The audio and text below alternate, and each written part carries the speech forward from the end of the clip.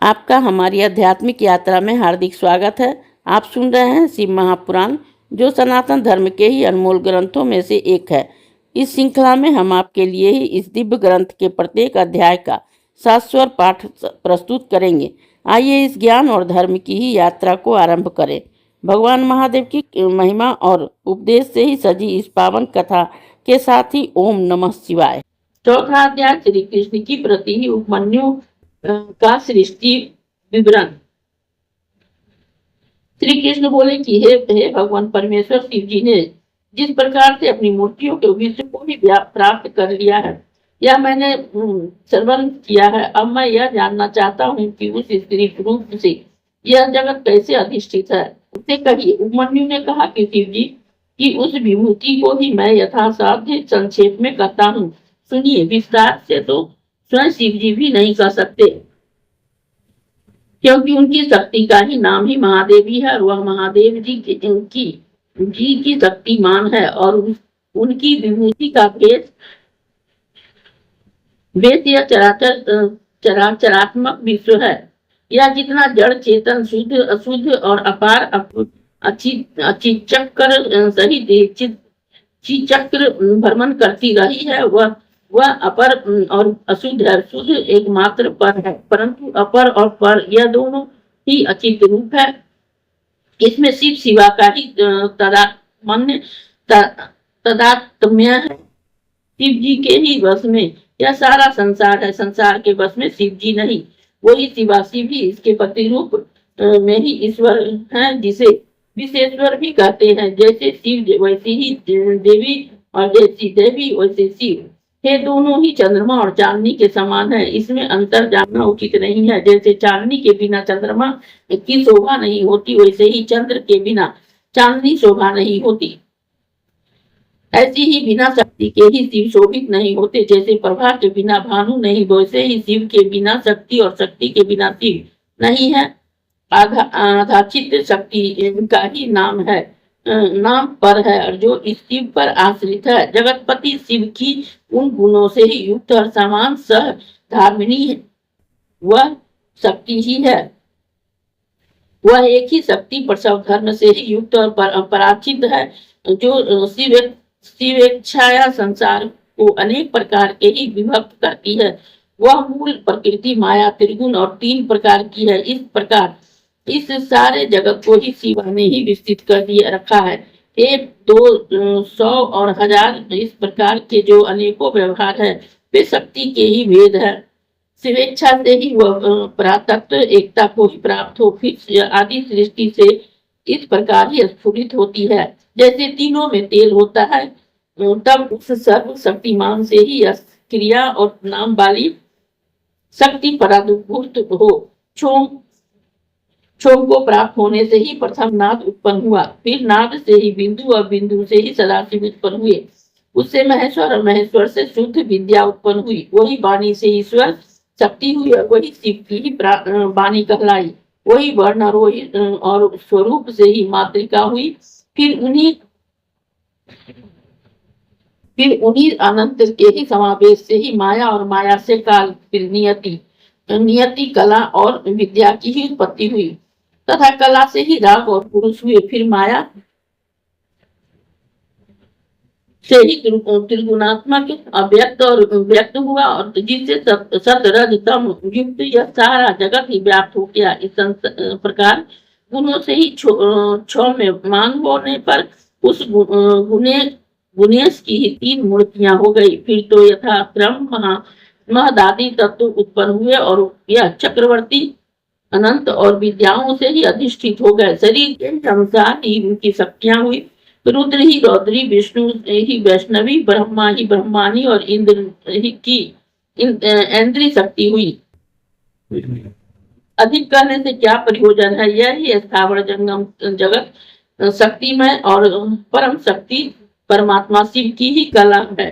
यह सारे जगत की ही रचना करती है। यह पराशक्ति सर्वथा ही शिव के अधीन है। वह जगत शक्ति आत्मा से ऐसे ही व्याप्त है जैसे कि देह अंतरात्मा में व्याप्त है। यह ज्ञान, क्रिया, इच्छा और इन मूर्तियों से ही या शक्ति से ही वह शक्तिमान ईश्वर सर्वदा ही विष्णु को प्राप्त किए स्थित है। ऐसी वह आत्मिका शक्ति पर महेश की इच्छा शक्ति नित्य कार्य नियामिका है। इसकी ज्ञान शक्ति ही कार्य कारण और कारण और या प्रयोजन को ही तत्व रूप से ही बुद्धि में स्थित कर रहा है। उसकी क्रिया शक्ति ही जगत की वसात्मिका है, जो कि मनोरथों को पूर्ण करने वाली है। वह शक्ति ही संकल्प रूपनी स्वरूपनी और क्षण मात्र में ही सब कुछ संकल्पित कर देती है। वही शक्ति धर्मोत्पादिका और शक्ति का ही उत्थान करने वाली है, जो परम की प्रेरणा से ही सारे जगत को प्रसव कराती है। उस शक्ति से ही योग से ही शिव शक्तिमान है।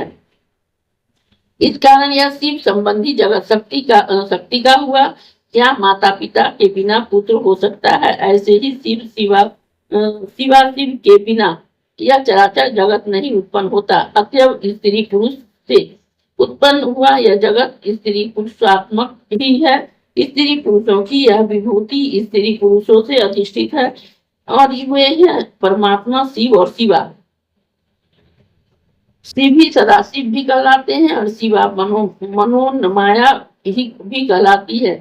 शिव महेश्वर भी है और शिवा माया ही कहलाती है। परमेश्वर पुरुष और परमेश्वर प्रकृति है। महेश्वर साक्षात रुद्र है और रुद्र वल्लभा रुद्राणी भी कही जाती है। विष्णु महेश्वर देव है, वह सब शिव ही है। ऐसे ही लक्ष्मी विशेश्वर और देवी शिवा है। ऐसे ही शिव जी प्रकट हुए ब्रह्मा जी भी शिव है। वह ब्रह्मानी जो ब्रह्मा की प्रिया है वही शिवा भी है। इसी प्रकार भास्कर भगवान शिव जी है और उनका ही प्रभा भगवती शिवा है तथा महेंद्र शिव और शची शिवा है। ऐसे ही अग्नि में महादेव और स्वाहा शिवा है।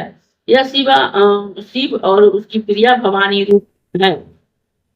इस प्रकार नैऋतिक शिव उनकी प्रिया शिवा, यज्ञ शिव और सिद्धि शिवा, वायु शिव और उसकी प्रिया शिवा, वरुण शिव उसकी प्रिया शिवा, चंद्रमा शिव रोहिणी शिवा, किसान शिव उसकी प्रिया शिवा, अनंत शिव उसकी प्रिय शिवा तथा कलाग्नि ही रुद्र है और शिव तथा काली साक्षात शिवा है।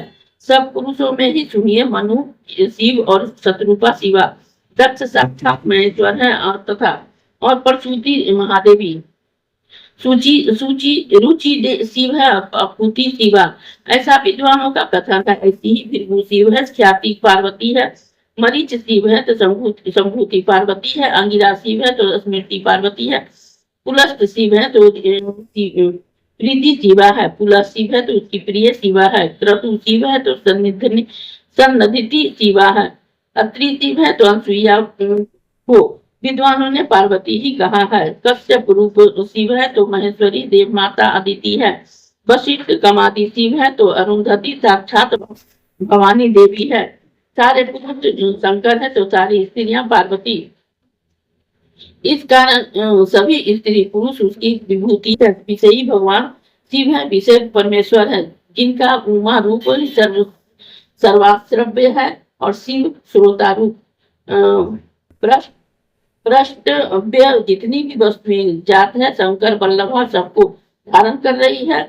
पृष्ठ और परमात्मा बाल चंद्रावतंड शिव जी है। दृष्ट सारी वस्तुओं को ही शिव प्रियतमा पार्वती धारण किए हैं और विश्वेश्वर देव ही चंद्र मुकुट मानी शिव जी दृष्टा है।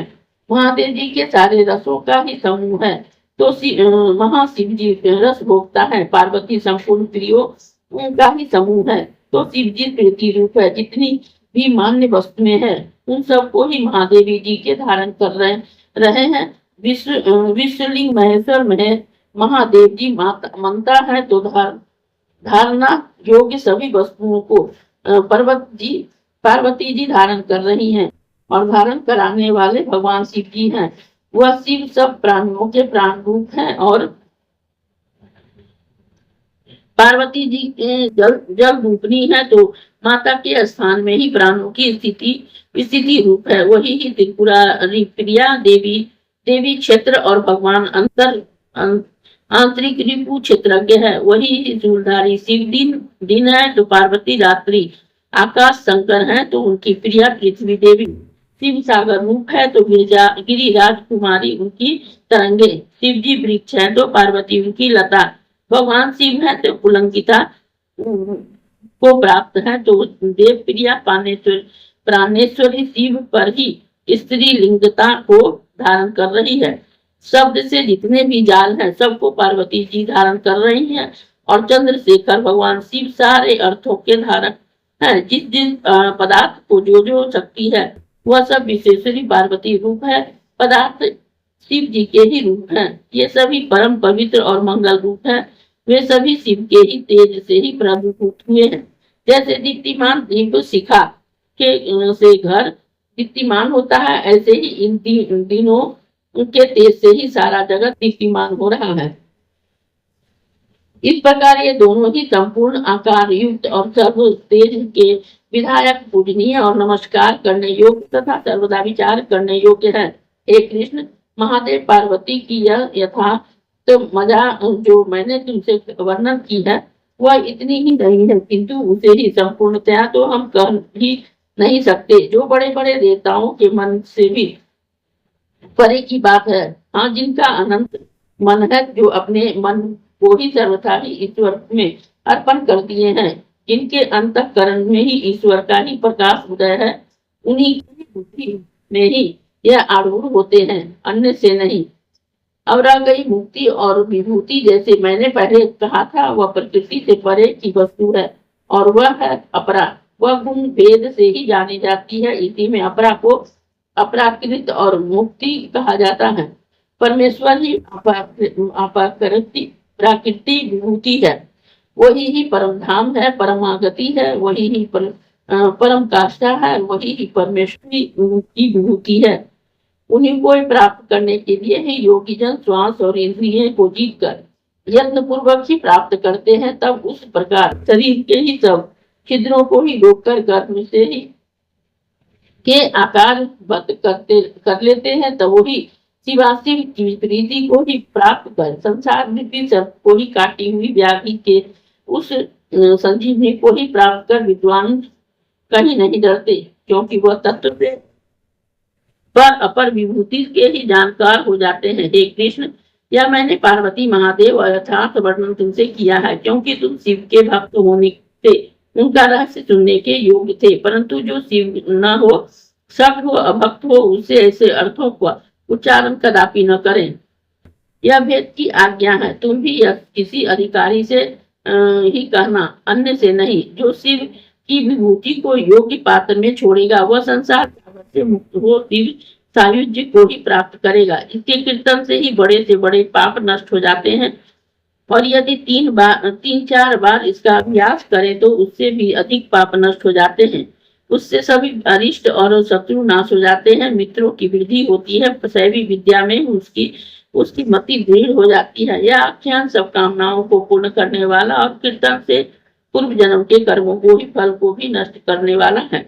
जो इसका बारंबार अभ्यास करेगा उसे संसार के कुछ भी दुर्लभ नहीं है, परंतु अंतःकरण से ही शुद्ध होकर ही भक्ति पूर्वक विश्रांत होकर शिव जी का कीर्तन करना योग्य है।